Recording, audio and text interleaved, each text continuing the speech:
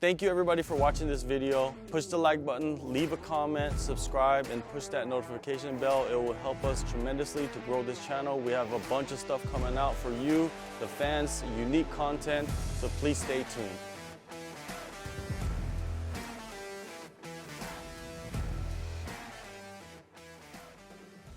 All right, JHK here for the All-Star, and joining me right now is XFC bantamweight prospect Austin Bashi. Austin, thank you so much for the time. You're in the gym, it looks like, or in the office at the gym. Am I right? Yeah. So how's it going, man? How's life treating you right now? Everything's going pretty good. In the last week of hard camp before fight week starts next week, but camp is going well and everything's well. That's good to hear. You know, you last competed in late summer. You got a unanimous decision win. Were you completely satisfied with that performance? No, I wasn't completely satisfied. There was opportunities in that fight where I could have finished him and I didn't capitalize on it, so stuff to work on for sure. Where did you feel like there was a certain point, like certain moment? Could you break that down for us? Yeah, certain moments when I had him on the floor, just a couple adjustments. If I made him, I could have for sure passed his guard, poured it on him, and finished him. Do you go back and watch the film continuously of your fights to kind of dissect your performances and then go back into the gym to try to fix those problems? Yeah, for sure. Me and my coaches, we sit down, we watch the fight, see what I could have done better, see what I did good, and then just keep adding on from it. All right. Now, did you take some time off from that fight? Because I think that was like your third fight this year, which is kind of a lot, man, for for a fighter. Yeah, took a couple weeks, took like a week off of the gym, and then came back, and then for fighting, I haven't fought since August 6th, so it's been a longer break than normal. Okay. So it's a longer break for you, right? Some other Yeah. fighters, they take 6 months off, stuff like that. So what do you do outside of MMA to keep you sane, man? Not so you're not 100% like just knee deep in fighting. I honestly, a lot of it is just training and in the gym, but just family time, just hanging out with them a lot and just chilling with them. Now, 4 fights as a professional, 4 dominant performances. Which opponent was the toughest to figure out and defeat? I would say it was my first fight, my first pro fight versus Enzo Perez. He was definitely the toughest, but same thing with that. There's like I feel like there are so many opportunities with him as well that I could have finished the fight and did way better against him. But that also was my first pro fight. It was different. The more fights I have, the more like I learn about the fight. My cardio is better, my energy is better, my timing, distance. So I definitely feel like if I fought him again, I'd do way better against him. With fighting and the in cage adjustments and looking for the finish, what has come easier for you as you further your career? Um, so with the experience in the cage, I would say is what's making me learn most. The more fights I have, just the better I see the game, the better I see on the outside perspective. All right. Now you're returning at XFC Young Guns 4 against Rashal Malik, your 4th fight this year. He's 3-3. Seems like he's a submission fighter. What is your assessment of him? So actually, we got another opponent change. Oh. Yeah, actually against Darnell White now. Okay, Darnell White. Let's talk about him. So Darnell White, he's a tough guy. I've actually trained with him about 6 to 8 times in this gym, so I know a little bit about him. He's definitely tough, pretty well-rounded, good striking, good grappling. Just gonna have to execute the game plan on him. Were you surprised that he took the fight? I know he's tough, and it's gonna be a good fight. So yeah. What can you tell us about the training session? 6 to 8, that's a pretty good amount. That is, it was we just had real good drilling sessions with each other, pretty good sparring sessions with each other, good back and forth, so should be good. It makes it more interesting, right? The matchup. Yeah, definitely. When you have a feel for the guy already. All right.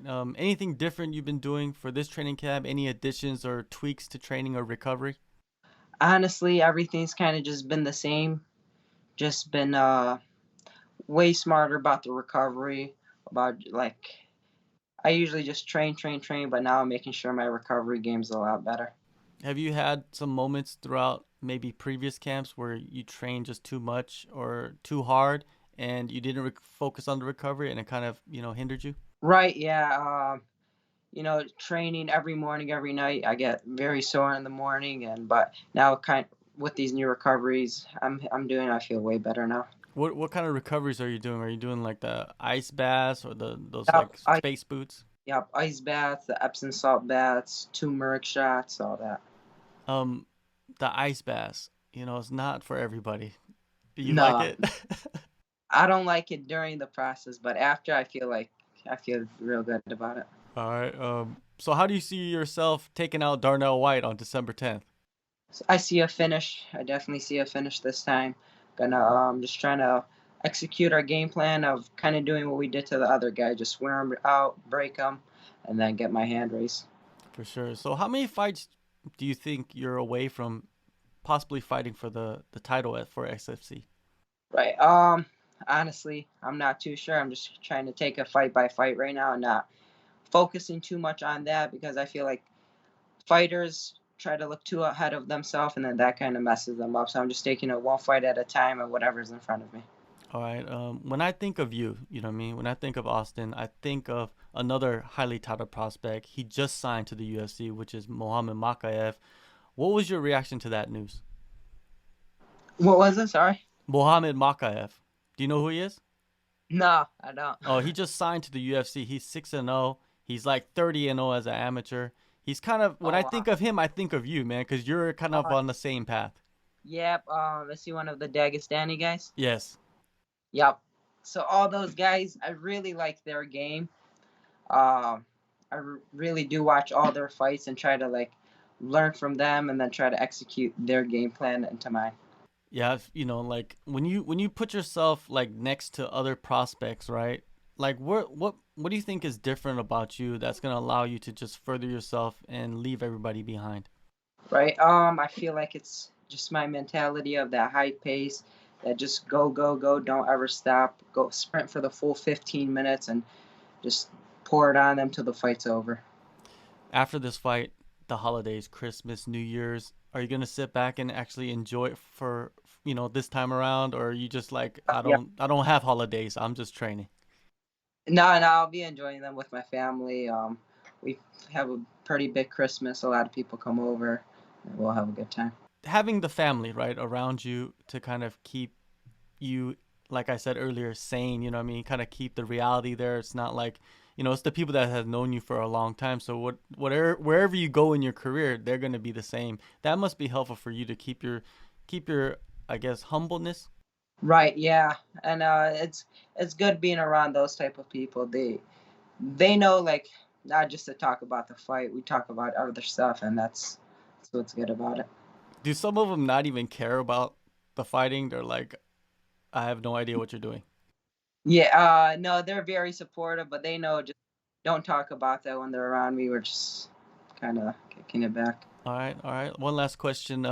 Open scoring is something that has been coming up lately. A few states have been using it, and some promotions around the world have implemented it. What is your take on that type of judging and the effects it can have on fights? Right. The judging these days, I feel like a lot of fights go one way when they're supposed to go the other. So I kind of am a fan of that open scoring, just so the fighters see where they're at each round. The coaches could kind of tell them where they're at, and I feel like it would make a kind of big difference in the game. All right. So you haven't experienced that for yourself yet. Right? Nope, I haven't. All right. So you would welcome it.